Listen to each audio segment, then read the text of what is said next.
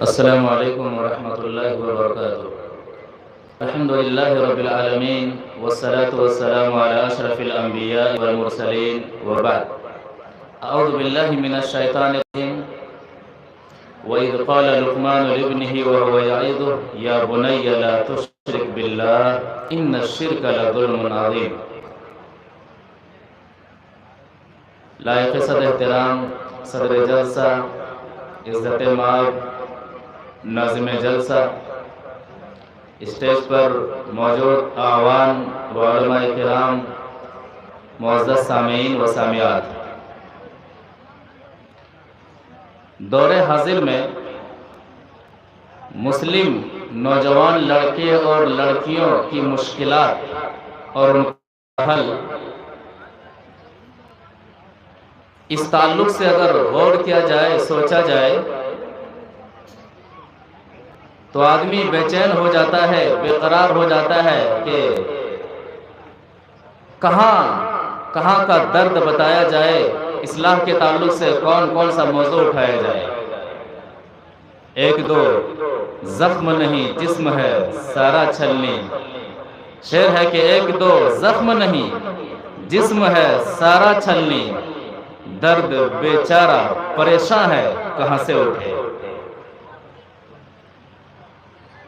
مسلم نوجوان چاہے ان کا تعلق مرد سے ہو چاہے عورت سے ہو، دور حاضر کی جو مشکلات ہیں، جو مشکلیں ہیں، ان مشکلات سے یہ گھرے ہوئے ہیں۔ بہت سارے اسباب ہیں، بہت سارے وجوہات ہیں، ان میں سے ایک اہم سبب کہ دین بیزاری۔ مسلمان ہے چاہے مرد ہو چاہے عورت ہو، اس کی زندگی میں دین نہیں ہے، وہ دین اپنانے کے لیے تیار نہیں ہے، وہ دنیاوی تعلیم میں آگے ہیں اور دین میں اس قدر پیچھے ہیں کہ سائنس کے مطابق مسلمان مرد جو ہیں چاہے عورت ہیں، سائنس کے مطابق دین کو پرکھتے ہیں۔ سائنس جسے اچھا کہتی ہے، جسے دین کہتی ہے، اسے وہ دین سمجھتے ہیں، اور جسے سائنس جہاں پر عاجز آ جاتی ہے اس دین کو انکار کر دیتے ہیں۔ جبکہ معلوم ہونا چاہیے کہ سائنس اسباب پر بحث کرتی ہے اور قرآن و حدیث کا تعلق وحی الہی سے۔ لہذا آج کے معاشرہ میں اگر دیکھا جائے، غور کیا جائے تو عقیدے کی خرابی، عقیدے میں بگاڑ، غیبیات کے تعلق سے جتنی احادیث ہیں، قبر کا معاملہ ہو، میدان محشر کا معاملہ ہو، جنت و جہنم کا معاملہ ہو، مسلم نوجوان مسلم طبقوں میں سے ایک ایسا طبقہ ایسا ہے، نوجوان کا طبقہ ایسا ہے جو کھلم کھلا سائنس کی بنیاد پر انکار کر دیتے ہیں کہ ایسی ویسی کوئی بات نہیں۔ آج ضرورت ہے کہ انہیں توحید بتایا جائے اور انہیں دین سمجھایا جائے۔ لقمان علیہ السلام اپنے بیٹے کو نصیحت کرتے ہیں اور سب سے پہلے توحید کا درس دیتے ہیں۔ اللہ تبارک و تعالیٰ سورہ لقمان آیت نمبر 13 میں فرماتا ہے وَإِذْ قَالَ لُقْمَانُ لِابْنِهِ وَهُوَ يَعِظُهُ يَا بُنَيَّ لَا تُشْرِكْ بِاللَّهِ۔ اے نبی صلی اللہ علیہ وسلم، یاد کیجئے اس وقت کو جب لقمان علیہ السلام نے اپنے بیٹے کو نصیحت کرتے ہوئے کہا یا بنی لا تشرک باللہ، اے میرے بیٹے اللہ کے ساتھ کسی کو شریک نہ ٹھہرانا، ان الشرک لظلم عظیم، بے شک شرک سب سے بڑا جرم ہے، بے شک شرک ظلم عظیم ہے۔ اللہ تبارک و تعالی سورہ لقمان آیت نمبر 16 میں اور مزید توحید کی دعوت دیتے ہوئے فرماتے ہیں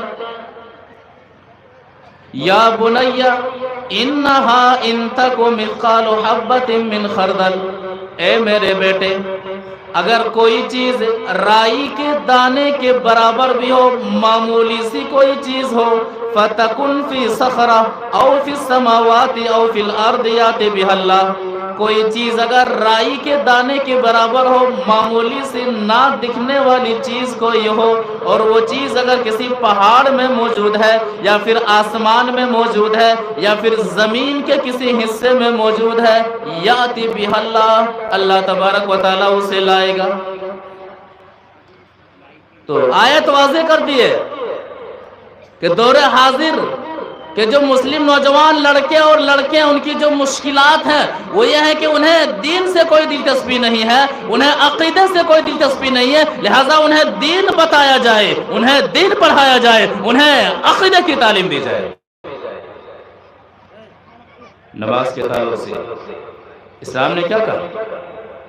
اولاد کو دینی تربیت دینے کے تعلق سے لہٰذا ماں باپ کی بھی ذمہ داری ہے۔ اسلام دنیاوی تعلیم دینے سے روکتا نہیں ہے، لیکن پہلے وہ مسلمان ہو، اسلام کے دائرے میں دنیا کے جس ترقی میں اور جس منازل میں پہنچنا چاہے وہ پہنچ سکتا ہے، اسلام منع نہیں کرتا ہے، لیکن پہلے آپ انہیں مسلمان بنائے۔ تربیت کا انداز کیسا ہونا چاہیے؟ ایک حدیث سے سمجھتے ہیں۔ وعن عمرو بن شعیب عن ابی عن جدی ان رسول اللہ صلی اللہ علیہ وسلم قال مروا اولادکم بالصلاة وهم ابناء 7 سنین واضربوهم علیها وهم ابناء 10 سنین وفرقوا بینهم فی المضاجع، رواہ ابو داؤد فی کتاب الصلاة۔ ابو داؤد شریف کی حدیث ہے، راوی حدیث حضرت عبداللہ بن عمرو بن عاص رضی اللہ تعالی عنہما ہے۔ وہ فرماتے ہیں کہ اللہ کے رسول صلی اللہ علیہ وسلم نے فرمایا مروا اولادکم بالصلاة۔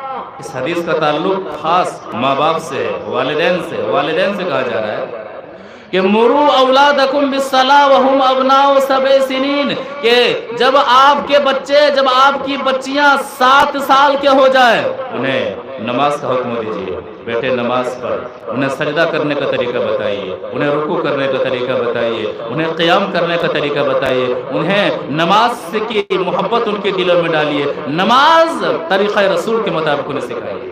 یہ ماں باپ کو کہا جا رہا ہے مروا اولادکم بالصلاة وهم ابناء 7 سنین، 7 سال کے بچے ہو جائے تو انہیں نماز کے لیے، انہیں نماز پر آمادہ کیجئے، نماز کا حکم دیجئے۔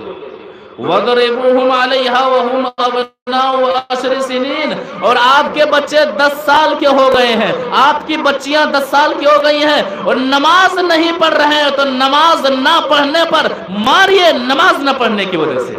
آج ٹیوشن نہ جانے پر مارا جاتا ہے، دکان نہ جانے پر مارا جاتا ہے، دنیاوی کام اور گھر کا کام کا صحیح سے نہ کرنے پر مارا جاتا ہے، لیکن نہیں مارا جاتا ہے تو تربیت کے لیے نہیں مارا جاتا ہے، انہیں نہیں اٹھایا جاتا ہے تو نماز فجر کے لیے نہیں اٹھایا جاتا ہے۔ یہ ایک اہم وجہ ہے کہ جس کی وجہ سے مسلم نوجوان چاہے لڑکے ہو چاہے لڑکیاں ہو دینی بیزاری کے شکار ہے۔ دوسرا اہم وجہ بے مقصد زندگی۔ مسلم نوجوان جن کا تعلق لڑکیوں سے ہو یا پھر لڑکوں سے ہو بے مقصد زندگی گزر رہی ہے، ہوٹلوں میں ان کی زندگی گزر رہی ہے، قہوہ خانوں میں ان کی زندگی گزر رہی ہے، گلیوں اور کوچوں میں ان کی زندگی گزر رہی ہے، عیاشی کرنے میں ان کی زندگی گزر رہی ہے، موبائل میں اس دور کے نوجوان برباد ہیں، موبائل کا غلط استعمال میں ان کی زندگی گزر رہی ہے، ان کے شب و روز گزر رہے ہیں۔ ہوٹلوں میں ان کا کھانا ہوتا ہے، ہوٹلوں میں ان کا رہنا سہنا ہوتا ہے، ہوٹلوں میں ان کی ساری مستی ہوتی ہے۔ ہوئے اس قدر مہذب کبھی گھر کا منہ نہ دیکھا، اکبر الہ آبادی نے طنز کرتے ہوئے کہا تھا کہ ہوئے اس قدر مہذب کبھی گھر کا منہ نہ دیکھا، کٹی عمر ہوٹلوں میں مرے ہسپتال جا کر۔ بے مقصد زندگی، بے مقصد زندگی، جبکہ ایک مومن کی زندگی کیسی ہونی چاہیے، ان کے شب و روز کیسے ہونے چاہیے۔ اللہ تبارک و تعالیٰ سورۃ المؤمنون کی ابتدائی میں فرماتا ہے قد افلح المؤمنون، تحقیق کے ایمان والے کامیاب ہو گئے، تحقیق کے اللہ پر ایمان لانے والے کامیاب ہو گئے۔ یہ ایمان والے کامیاب ہو گئے، یہ کون ہے، ان کی صفات کیا ہے؟ الذین هم فی صلاتهم خاشعون، یہ وہ لوگ ہیں جو اپنی نمازوں کو خشوع خضوع کے ساتھ پڑھتے ہیں، اپنی نمازوں کی پابندی خشوع خضوع کے ساتھ کرتے ہیں۔ والذین هم عن اللغو معرضون، وہ ایمان والے کامیاب ہو گئے، وہ اللہ کو ماننے والے کامیاب ہو گئے۔ والذین هم عن اللغو معرضون، جو گناہ کے کاموں سے اعراض کرتے ہیں، جو گناہ کی جگہوں سے اعراض کرتے ہیں، جو بیکار کی باتوں میں اپنا ٹائم ویسٹ نہیں کرتے ہیں۔ بے مقصد زندگی. ایک مسلمان کی زندگی کیسے ہونی چاہیے؟ مسلم نوجوان چاہے ان کا تعلق لڑکے سے ہو چاہے لڑکی سے ہو، ان کی زندگی کیسے ہونی چاہیے؟ مقصد زندگی ہے کہ آخرت مطمئن نظر رہے، آخرت سامنے رہے. اللہ کے رسول صلی اللہ علیہ وسلم نے ایک موقع پر عبداللہ بن عمر رضی اللہ تعالیٰ عنہ کو نصیحت کرتے ہوئے فرمایا تھا. وہ نصیحت کیا تھی؟ حدیث وعن عبداللہ بن عمر رضی اللہ تعالیٰ عنہ قال اخذ رسول اللہ صلی اللہ علیہ وسلم بمنکبی فقال کن فی الدنیا کأنک غریب او عابر سبیل وکان ابن عمر یقول اذا امسیت فلا تنتظر الصباح واذا اصبحت فلا تنتظر المساء وخذ من صحتک لمرضک ومن حیاتک لموتک. رواہ البخاری فی کتاب الرقاق. بخاری شریف کے اندر یہ حدیث اسی طرح سے موجود ہے. راوی حدیث حضرت عبداللہ بن عمر رضی اللہ تعالیٰ عنہ، وہ فرماتے ہیں کہ اللہ کے رسول صلی اللہ علیہ وسلم نے میرے کندھے پر ہاتھ رکھا اور فرمایا کہ عبداللہ، کہ ابن عمر، کن فی الدنیا کأنک غریب او عابر سبیل. دنیا میں تمہاری زندگی کی دو ہی حیثیت ہونی چاہیے. تم دنیا میں کیسے رہو، رہنے کا طریقہ سیکھ لو. اور بہت ہی اہم حدیث ہے، جو مسلمان چاہتے ہیں کہ دنیا میں رہتے ہوئے میں اپنی آخرت کو سنواروں، اللہ کے رسول صلی اللہ علیہ وسلم کا یہ نسخہ یہاں سے لے کر کے جائیے. کہتے ہیں عبداللہ، دنیا میں تمہاری زندگی کی حیثیت دو ہی ہونی چاہیے. کن فی الدنیا کأنک غریب، تم دنیا میں اس طرح سے رہو گویا کہ تم مسافر ہو. جس طرح آدمی سفر کرتا ہے تو کیا کرتا ہے؟ سامان سفر کم سے کم لے کر کے جاتا ہے. جب تک آدمی منزل مقصود تک پہنچتا نہیں ہے، سفر میں بیچ میں کہیں ٹھہرتا نہیں ہے، آرام نہیں کرتا ہے، بے چین رہتا ہے، بے قرار رہتا ہے. بہت ہی بہترین نقطہ ہے اس حدیث میں جو پیش کیا گیا ہے، اس کو یہاں سے لے کر کے جائے کہ جس طرح سے آدمی سفر کرتا ہے، سفر میں کم سے کم سامان لے کر کے جاتا ہے، وہ جب تک منزل مقصود تک پہنچ نہیں جاتا ہے بے چین رہتا ہے، بے قرار رہتا ہے. اور جب سفر میں بھی جب ٹکٹ کنفرم نہ ہو تو اور پریشانی رہتی ہے، اور بے چینی رہتی ہے. اسی طرح سے ایک مومن کی زندگی، دنیاوی زندگی مسافر کی طرح ہونی چاہیے.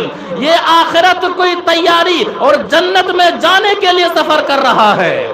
جس طرح سے ایک مسافر منزل مقصود تک پہنچنے سے پہلے تک بے چین اور بے قرار رہتا ہے، منزل میں پہنچنے کے بعد سکون پاتا ہے، اسی طرح سے ایک مسلمان دنیا کے اندر مسافر کی طرح زندگی گزارتا رہے، آخرت کی تیاری میں سفر کرتا رہے، سکون اور اطمینان دنیا میں حاصل کرنے کی کوشش نہ کرے، یہاں تک کہ نیکیاں کرے، موت ہو جائے اور ان کا ٹھکانہ جنت میں ہو، جو ان کے ایک مومن کی منزل، جو ایک مومن کے لیے منزل مقصود ہے. اتنا اہم نقطہ حدیث کے اندر بیان کیا گیا ہے. دوسری حیثیت، کن فی الدنیا کأنک غریب او عابر سبیل، مسافر یا پھر تم اجنبی. کأنک غریب، تم دنیا میں اس طرح سے رہو گویا کہ تم اجنبی ہو. آدمی ایسے شہر میں جاتا ہے جہاں کوئی پہچان والا نہ ہو، اور نہ پہچان والوں سے کانٹیکٹ کرنے کے لیے ہمارے پاس موبائل ہوں، اور نہ ہم ان کی زبان کو جانتے ہیں. وہاں پر اگر ہم جنت نما محل میں ہوں پھر بھی گھر والوں کی یاد آئے گی، اپنوں کی یاد ستائے گی، بے چین رہے گا، بے قرار رہے گا کہ میں جاننے والوں میں کیسے جاؤں، اپنوں میں کیسے جاؤں تاکہ مجھے سکون حاصل ہو. یہی معاملہ ہے کہ یہ دنیا گویا کہ دنیا ایک اجنبی والی جگہ ہے. یہاں پر اس طرح رہنا گویا کہ مجھے یہاں کوئی پہچاننے والا نہیں ہے، اور میرا مقصد، میرا اصلی گھر جنت میں جانا ہے، جنت کی نعمتوں سے مالا مال ہونا ہے. تو عبداللہ بن عمر، کن فی الدنیا کأنک غریب او عابر سبیل، دنیا میں اس طرح رہو گویا کہ تم اجنبی ہو یا تو تم مسافر ہو. اس کے بعد عبداللہ بن عمر رضی اللہ تعالیٰ عنہ فرماتے ہیں، اذا امسیت فلا تنتظر الصباح، شام کرو تو صبح کا انتظار نہ کرو. وَإِذَا أَصْبَحْتَ فَلَا تَنْتَظِرِ الْمَسَاءَ، اور جب صبح کرو تو شام کا انتظار مت کرو، اللہ کو راضی کر کے صبح ہو یا شام رہا کرو. وَخُذْ مِنْ صِحَتِكَ لِمَرْضِكَ، بیماری سے پہلے جو اللہ نے صحت سے نوازا ہے اس صحت کو غنیمت جانیے، اللہ کو راضی کرنے والے عمل کیجیے. وَمِنْ حَيَاتِكَ لِمَوْتِكَ، اور مرنے سے پہلے جو زندگی رب نے بخشی ہے جنت میں جانے کے لیے زندگی کو لگائیے، جہنم سے بچنے کے لیے زندگی کو لگائیے، قبر کی ہولناکی اور میدان محشر کی خطرناکی سے بچنے کے لیے زندگی کو لگائیے۔ تو دور حاضر کے نوجوان مسلم لڑکے یا پھر لڑکیوں کا حال یہ ہے کہ بے مقصد زندگی گزار رہے ہیں، ان کی زندگی میں کوئی مقصد نہیں ہے، ایسا نہیں ہونا چاہیے۔ تیسری وجہ مغربی تہذیب کا دل دادا۔ دور حاضر کی مشکلات یہ ہیں مسلم نوجوان لڑکے اور لڑکیوں کے لیے کہ وہ مغربی تہذیب کے دل دادا ہیں، ان کے آئیڈیل کوئی ہیرو ہیں، ان کے آئیڈیل کوئی ہیروئن ہے، ان کے آئیڈیل کوئی کھلاڑی ہے۔ گنوا دی ہم نے جو اسلاف سے میراث پائی تھی، بقول اقبال کہ گنوا دی ہم نے جو اسلاف سے میراث پائی تھی، سریا سے زمیں پر آسمان نے ہم کو دے مارا، تیرے صوفے ہیں افرنگی تیری قالی ہے ایرانی، لہو مجھ کو رلاتی ہے جوانوں کی تناسانی۔ علامہ اقبال نے کہا تھا نوجوانوں کو جگانے کے لیے کہ نہیں تیرا نشے من قصر سلطانی کے گنبد پر، تو شاہی ہے بسیرا کر پہاڑوں کی چٹانوں میں۔ لہذا مغربی تہذیب کے دل دادا دور حاضر کے مسلم نوجوان لڑکے اور لڑکیاں اس قدر ہیں کہ طریقے رسول اس کی زندگی سے غائب ہے۔ ان کے آگے کوئی ہیرو ہے، کسی ہیرو کے بارے میں پتہ کیا جائے، پوچھا جائے، وہ بتا دیں گے کہ فلاں ہیرو فلم دنیا میں کب قدم رکھے ہوئے ہیں، فلاں ہیرو کی کتنے فلمیں ہٹ ہوئی ہیں، کتنے فلمیں فلاپ ہوئی ہیں، فلاں کھلاڑی کتنے چوکے ہیں، کتنے چھکے ہیں، کتنے انہوں نے شتک جمائے ہیں، یہ ساری چیزیں بتا دیں گے۔ لیکن ابو بکر رضی اللہ تعالیٰ عنہ کے بارے میں آپ کیا جانتے ہیں؟ نہیں معلوم ہے۔ عمر رضی اللہ تعالیٰ عنہ کے بارے میں آپ کیا جانتے ہیں؟ جواب ملے گا نہیں معلوم ہے۔ عثمان غنی رضی اللہ تعالیٰ عنہ کے بارے میں آپ کیا جانتے ہیں؟ جواب ملے گا نہیں معلوم ہے۔ علی مرتضیٰ رضی اللہ تعالیٰ عنہ کے بارے میں پوچھا جائے آپ کیا جانتے ہیں؟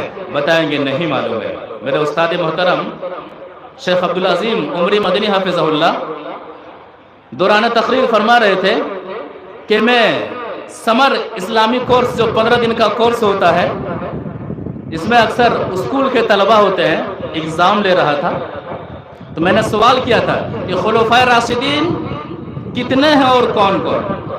تو ایک نوجوان لڑکے کا جواب تھا خلفائے راشدین 4 ہیں۔ کہا کون کون؟ کہا ہندو، مسلم، سکھ، عیسائی۔ یہ رونے والی بات ہے۔ خلفائے راشدین ہندو، مسلم، سکھ، عیسائی، دور حاضر کے مسلم نوجوان کی یہ تعلیمی حالت ہے، یہ دینی حالت ہے۔ میرے بھائیوں، صحابہ کرام نے کیا کیا قربانیاں نہیں دی تھی۔ ہم نے فخر و غرور سے کہہ دیا کہ میرا آئیڈیل فلاں ہیرو ہے، میرا پہننا فلاں ہیرو کی طرح ہے، میرا چلنا فلاں ہیرو کی طرح ہے، میرا سونا فلاں ہیرو کی طرح ہے، میرا ہیئر سٹائل فلاں ہیرو کی طرح ہے۔ صحابہ کرام کی قربانی کو ہم نے بھلا دیا۔ کس طرح اللہ کے رسول صلی اللہ علیہ وسلم کے صحابہ نے نبی صلی اللہ علیہ وسلم کو آئیڈیل بنانے کے لیے کتنی پریشانیاں اٹھائیں۔ حضرت خباب رضی اللہ تعالیٰ عنہ، ابن جوزی رحمہ اللہ صفۃ الصفوہ کے اندر نقل کرتے ہیں کہ عمر بن خطاب رضی اللہ تعالیٰ عنہ خباب رضی اللہ تعالیٰ عنہ سے سوال کرتے ہیں کہ خباب ما لقی من المشرکین، ایمان لانے کی پاداش میں، طریقہ رسول کو اپنانے کی پاداش میں آپ نے مشرکین سے جو تکلیفیں اٹھائی ہیں، ذرا ان تکلیفوں کے بارے میں ہمیں بتائیے۔ مسلمانوں، ہمیں دین، ہمیں قرآن بس پیدائشی طور پر مل گیا ہے، اسی لیے ہماری نظروں میں قرآن و حدیث کی اہمیت نہیں ہے۔ کہتے خباب ذرا اس ایمان لانے کی پاداش میں جو تکلیفیں ہوئی ہیں ان کے بارے میں بتائیے۔ کہتے ہیں کہ اے امیر المومنین انظر الی ظہری، میری پیٹھ کو دیکھ لیجیے۔ پیٹھ حضرت خباب رضی اللہ تعالیٰ عنہ کھول دیتے ہیں۔ حضرت عمر بن خطاب رضی اللہ تعالیٰ عنہ فرماتے ہیں کہ فواللہ ما رأیتک اليوم، خباب رضی اللہ تعالیٰ عنہ کی پیٹھ نے اتنی پٹائی کھائی تھی، اتنی پٹائی کھائی تھی کہ پیٹھ کی حالت اور پیٹھ کی شکل بدلی ہوئی تھی۔ عمر رضی اللہ تعالیٰ عنہ نے دیکھ کر کے کہا کہ اللہ کی قسم ایسی پٹی ہوئی پیٹھ میں نے آج تک نہیں دیکھا ہے۔ اور اس کے بعد خباب رضی اللہ تعالیٰ عنہ فرماتے ہیں کہ امیر المومنین معاملہ کیا تھا جب میں نے محمد صلی اللہ علیہ وسلم کو اپنا آئیڈیل بنایا؟ مسلم نوجوانوں ذرا غور سے سنیے، کہتے ہیں جب میں نے محمد صلی اللہ علیہ وسلم کو اپنا آئیڈیل بنایا، اپنا نمونہ بنایا، اپنا اسوہ بنایا کہ میری زندگی گزرے گی تو طریقہ رسول کے مطابق گزرے گی، تو اے امیر المومنین اوقدوا لی نارا فما اطفئوها الا ودک ظہری، اے امیر المومنین آگ جلائی جاتی اور جب آگ شعلہ بار ہو جاتی، آگ مکمل طریقے سے جب تپش میں شدت اختیار کر جاتی، میرے پیٹھ ننگی کر دی جاتی تھی اور ننگے پیٹھ کو آگ کے اوپر رکھ دی جاتی تھی۔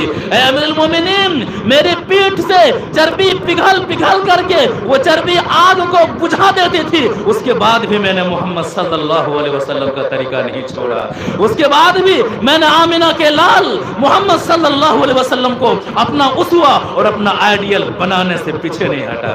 مسلم نوجوان لڑکے اور لڑکیوں، ہم نے آسانی سے یہ کہہ دیا میرا آئیڈیل فلاں ہے، میری زندگی کا آئیڈیل فلاں ہے، میرے فلاں کا آئیڈیل فلاں ہے، صحابہ کرام کی قربانی کو ہم نے بھلا دیا۔ ایک حدیث سے ذرا نبی صلی اللہ علیہ وسلم کا آئیڈیل کو کس طرح سے صحابہ کرام نے اپنایا تھا اور کتنی آسانی سے ہم نے چھوڑ دیا ہے، اس کو سمجھتے ہیں۔ وعن فضالة بن عبيد رضي الله تعالى عنه قال كان رسول الله صلى الله عليه وسلم إذا صلى بالناس يخر الرجال من قامتهم في الصلاة من الخصاصة حتى تقول الأعراب هؤلاء مجانين أو مجان، فإذا صلى رسول الله صلى الله عليه وسلم انصرف إليهم فقال لو تعلمون ما لكم عند الله لأحببتم أن تزدادوا فاقة وحاجة، قال فضل وأنا يومئذ مع رسول الله صلى الله عليه وسلم، رواه الترمذي في أبواب الزهد۔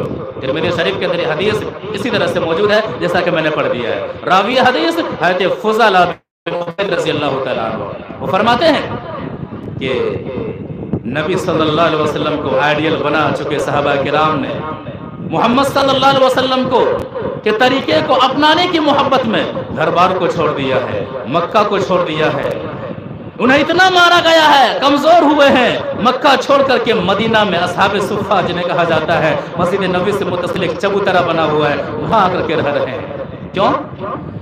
نبی صلی اللہ علیہ وسلم کو آئیڈیل بنایا ہے، کسی اور ہیرو کو آئیڈیل نہیں بنایا ہے، کسی اور شخصیت کو آئیڈیل نہیں بنایا ہے، اور محمد صلی اللہ علیہ وسلم کو آئیڈیل بنانے کی وجہ سے مکہ میں انہیں مارا گیا ہے، مکہ میں انہیں پیٹا گیا ہے، مکہ میں انہیں گھسیٹا گیا ہے، ماں نے انہیں گھر سے نکال دیا ہے، باپ نے انہیں گھر سے نکال دیا ہے، چچا نے انہیں گھر سے نکال دیا ہے، مکہ چھوڑنے پر مجبور ہیں، مدینہ میں قسم فرسی والی زندگی گزر رہی ہے۔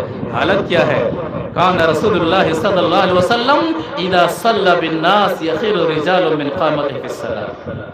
حدیث آتی ہے کہ نبی صلی اللہ علیہ وسلم مسجد نبوی میں نماز پڑھا رہے ہیں، صحابہ کرام نماز پڑھ رہے ہیں، ایمان دیکھیے، نبی صلی اللہ علیہ وسلم کے طریقے کی محبت دیکھیے، نماز پڑھ رہے ہیں، قیام میں ہیں، اس قدر کمزور ہو گئے ہیں، یخر الرجال من قامتهم فی الصلاۃ، قیام کھڑے ہونے کی طاقت نہیں ہے، بے ہوش ہو کر کے گر جا رہے ہیں۔ طریقہ رسول کو اپنا آئیڈیل بنایا ہوا ہے، جسم کمزور ہو چکا ہے لیکن ایمان مضبوط ہے، جسم کمزور ہو چکا ہے لیکن طریقہ رسول کو دل میں سب سے زیادہ جگہ دیے ہوئے ہیں، نماز میں کھڑے ہیں، نبی کے پیچھے بے ہوش ہو کر کے گر جا رہے ہیں، ان کے اندر کھڑے ہونے کی سکت نہیں ہے۔ ہمارے پاس کھانا اتنے زیادہ ہے، اتنا کھا لیتے ہیں کہ سوتے ہیں تو نماز کے لیے اٹھنے کی سکت نہیں رہتی ہے، طاقت نہیں رہتی ہے۔ وہ صحابہ کرام ہیں، اس قدر بھوکے ہیں، نماز میں کھڑے ہونے کی سکت نہیں ہے، بے ہوش ہو کر کے گر جاتے ہیں۔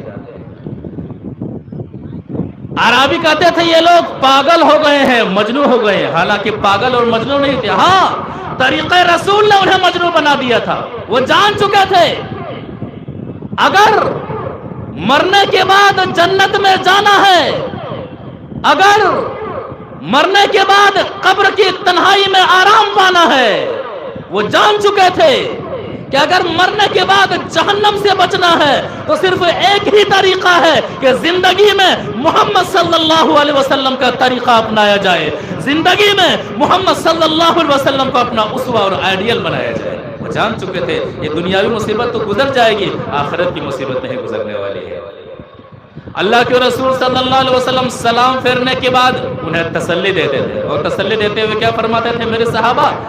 لو تعلمون ما لکم عند اللہ لحببتم ان تزدادوا فاقۃ وحاجہ.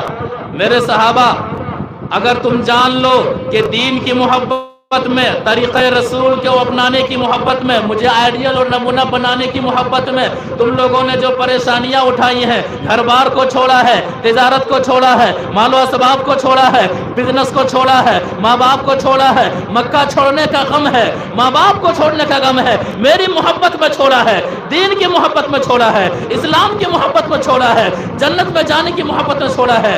اگر ان وجہ سے چھوڑنے کی وجہ سے جو پریشانیاں اٹھا رہے ہو، ان پریشانیوں کے اٹھانے کی وجہ سے اللہ نے کتنا ثواب لکھا ہے، اگر جان لو گے تو زندگی بھر تم محتاج ہی رہنا پسند کرو گے، زندگی بھر تم پریشان ہی نبی کی محبت میں رہنا پسند کرو گے.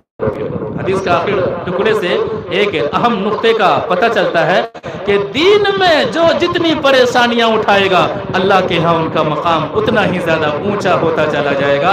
حدیث کا یہ ہے اگر تم جان لو کہ ان پریشانیوں کا کیا بدلہ ہے، تم پریشان ہی رہنا پسند کرو گے نبی کی محبت میں، دین کی محبت میں.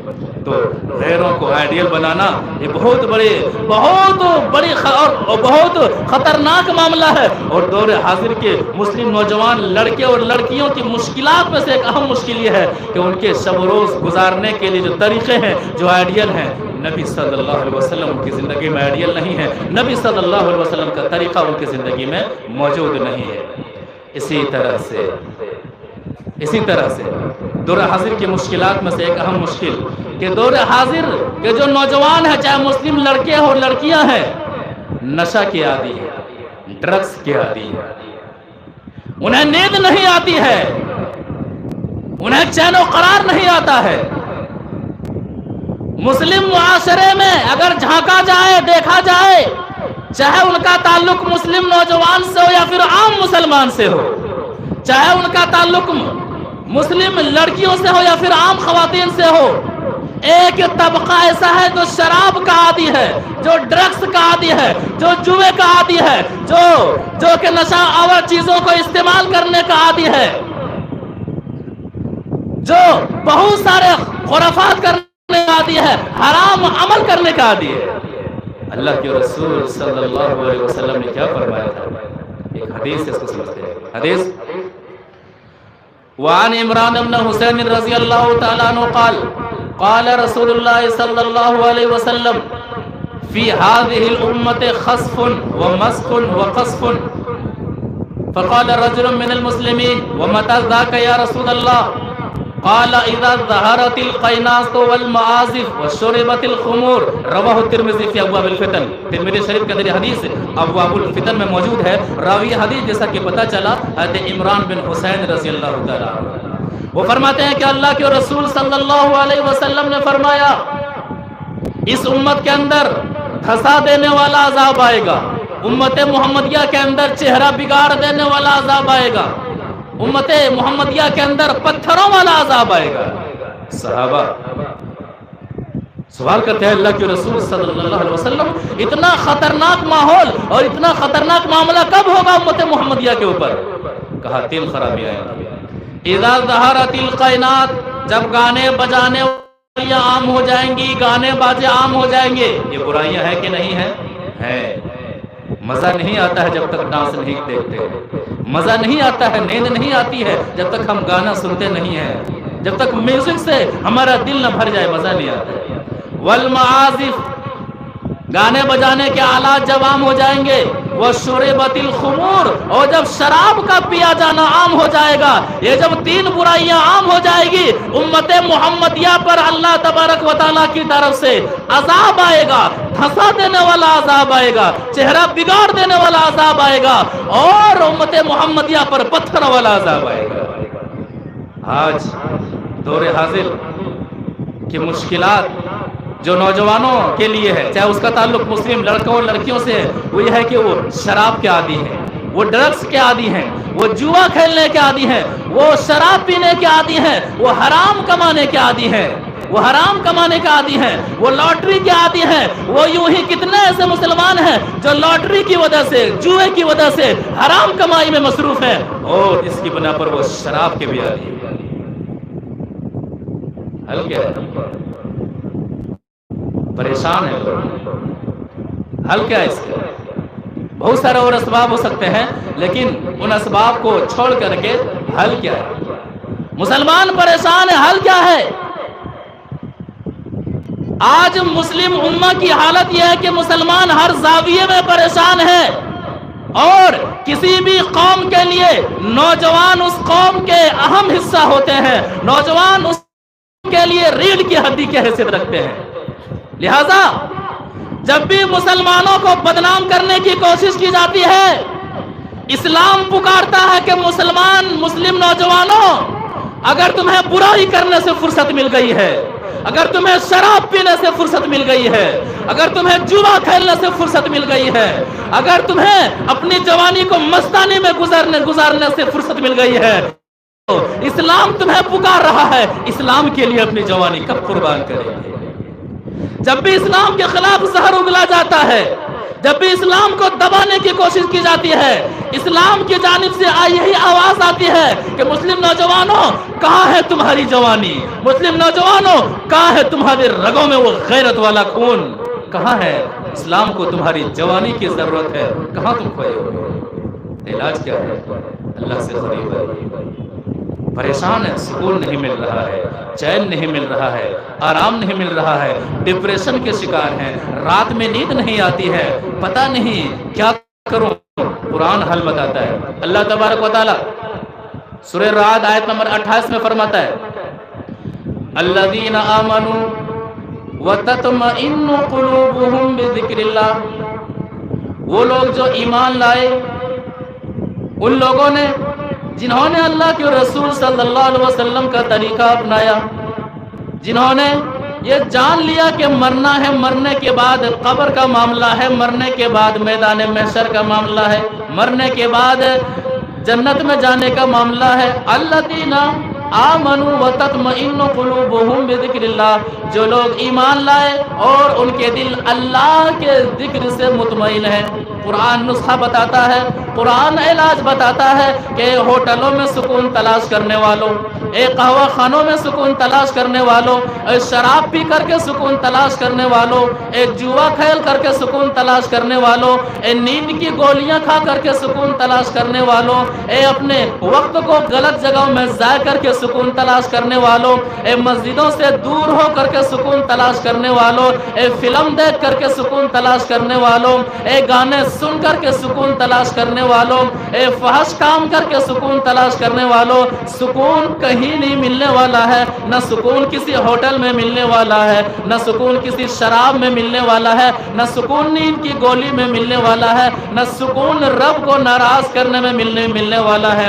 قرآن طریقہ بتا رہا ہے، قرآن نسخہ بتا رہا ہے، الا بذکر اللہ تطمئن القلوب، سنو، دلوں میں اگر سکون چاہتے ہو تو اللہ تبارک و تعالیٰ کا ذکر کرو، اللہ تبارک و تعالیٰ سے قریب ہو جاؤ، اللہ تبارک و تعالیٰ کو یاد کرو، گناہ کرنا چھوڑ دو، گناہوں سے توبہ کرو، رات کی تنہائی میں گناہوں کو یاد کر کر کے رب کے سامنے آنسو بہانے کا طریقہ اپناؤ، سکون ملے گا۔ مسجد سے اپنا رشتہ مضبوط کر لو، سکون ملے گا۔